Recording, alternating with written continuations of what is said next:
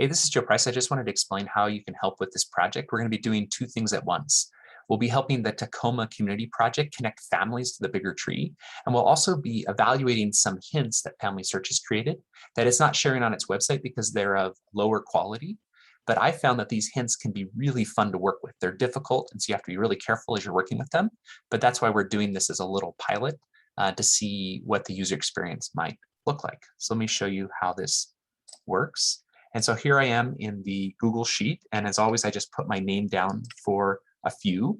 And then I just click on this URL right here. And this will take me into Source Linker. Now notice here that we just have one person matching up. But if this person's a match, then we'll be able to add his wife and his daughter. Now notice his wife shows up twice and his daughter also shows up twice. If you look at the image, you can actually see that in the original image, that's not the case. You can see him here with his wife and his daughter. And if you check the rest of the page, that's not there. I don't know why this has happened. I've seen it a few times at Tacoma, but I'll show you how to handle this here in just a second.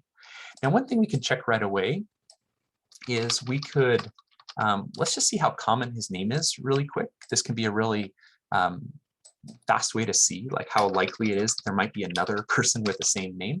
So notice I'm just going to type in his name into Ancestry under the 1940 census.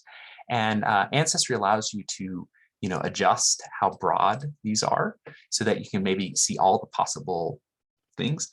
Notice that the only really good matches that we're getting is actually this one Freeman. And you can see that it's this record that we're looking at. So we're not going to be in a case where we might be confusing Freeman Holyoke with another Freeman Holyoke, especially in a small area like Tacoma. So then we're going to feel comfortable attaching this source. And at the same time, we'll also attach his wife, and we'll take off her married name, though we'll do a little bit of research and see if we can find her maiden name. Now notice here, I'm not going to add the daughter because she was born in 1922. But one thing I would like to do is I would like to attach this record to Catherine as well. So let's see if we can get Family Search to let us do that. So I just hit change to change Catherine to be the focus person. And then over here, I hit change again, and now I'm allowed to attach. So now both of those records have been attached to Catherine, and that's good because then we've kind of completed all of those so that someone else doesn't add another Catherine to the tree. Now here we are at Freeman, and notice that when we did that, a record hint showed up. And so now we can do some of these other census hints for Freeman and his wife. You can see there they are with Dorothy still. Now what we'd really like to do is find out who Freeman's parents are. So to that end, we're actually going to come over here to Ancestry, and we have a couple options.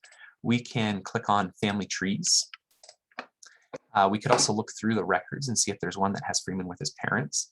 Notice here we have 4 trees that include Freeman.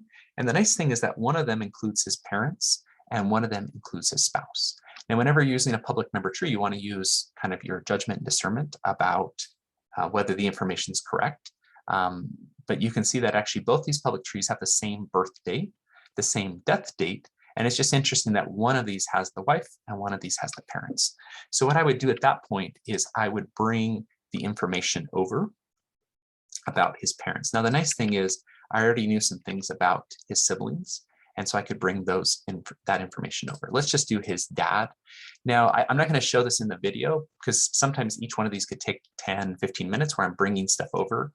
But basically the goal is to keep growing this little family until it connects to people that are already on the family tree. But let's take a look at this one because his dad might already be on the tree. Maybe when we add that, we'll be able to connect. So notice I'm just bringing the information over. Now, what we're hoping is that once I put this information, I'll be able to find some sources to confirm that information. And if not, then we could actually let people know about this public member tree where we're pulling information from.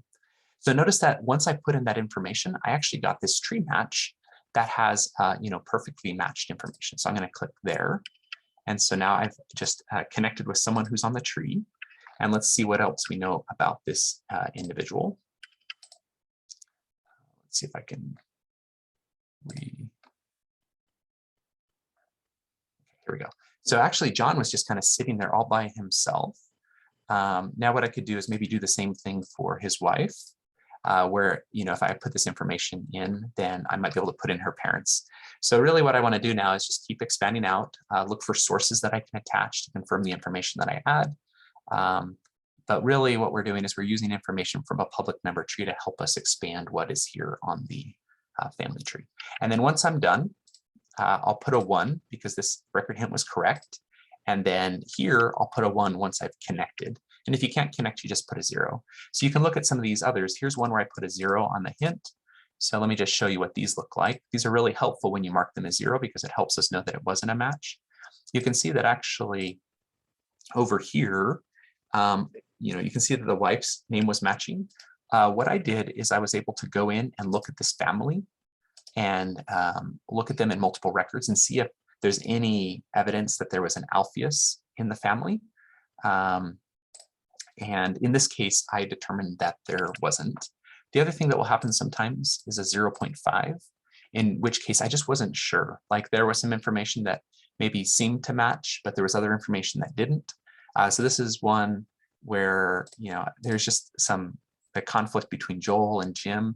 So a lot of these are judgment call. And you'll see sometimes I'll put a note that says probably not a match, or this one I said probably is a match. I just couldn't really tell for sure. So really with these 3-star hints, you just want to be careful and kind of evaluate the information and then, help provide some feedback to Family Search about which of these hints you think are correct or not. And then at the same time, let's also try to connect these families to the bigger tree. So thanks for helping with this project. Again, this is a very advanced project. So this is for people that have a lot of experience working with record hints. Really you want to use your best discernment about making a decision if the record hint is correct. And sometimes what will help me decide if the record hint is correct is by looking at the family on the tree and maybe attaching other sources. I found that sometimes when I attached those other sources, it became more clear whether the record hint was correct or not. So thanks for your help with this project. We're excited to see how this turns out.